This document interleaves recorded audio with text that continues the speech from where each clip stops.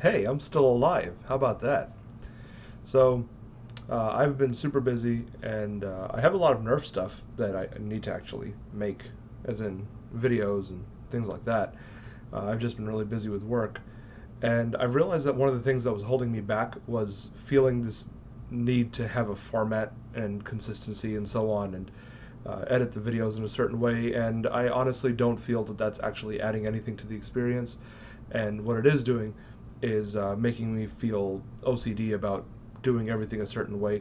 So I'm just not going to bother with the format. It doesn't really matter. What all that matters is getting the information across to you. So that's what I'm going to do.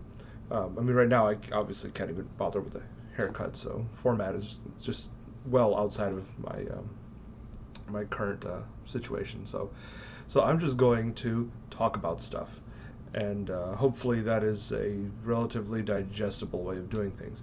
Now, right now, let's talk about these things because nobody except me seems to care about these. I've literally not heard anyone talk about this. There's a new bat. This is the original. This is the Z bat. This is the one that came out with Zombie Strike a few years ago. I like these things. I like collecting them because I actually LARP, and LARP weapons are way sturdier and better built than anything that Nerf has ever made, except the Strike Blade. I'll show you all that in a later video. It's the usually green Nerf longsword. Yeah, that thing is amazing. But besides that, typically these are not very solid. But they are way prettier than typical LARP weapons, or at least usable LARP weapons, so I like collecting them. And no one has mentioned that this new thing has come out right here.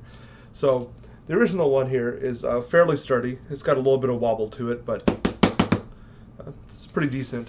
This is unfortunately not. I like the way it looks overall, but this thing just wobbles way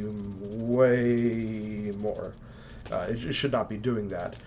And if you try to pommel fight with it, which means like holding it by the very end to get that maximum range, you're gonna just, yeah, it's gonna tear off. This for sure is gonna tear off.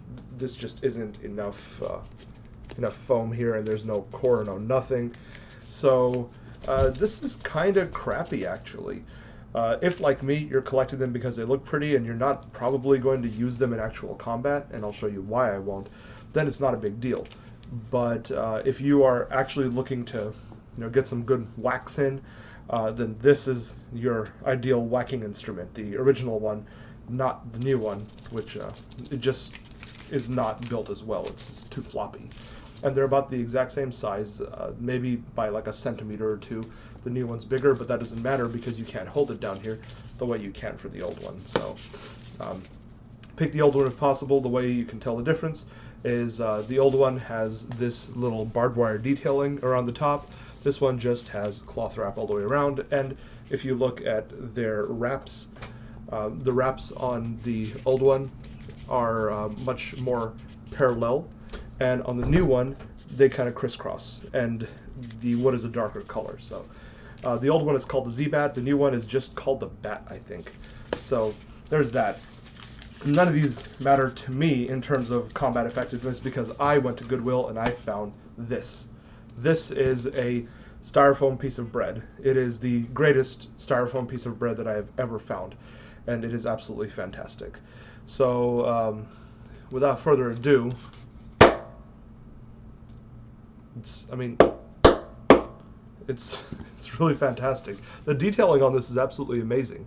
Like, you can't tell this is not real bread. This looks in every way like real bread except maybe the reflectiveness, and even then, not really. Like, this actually looks a lot like real bread.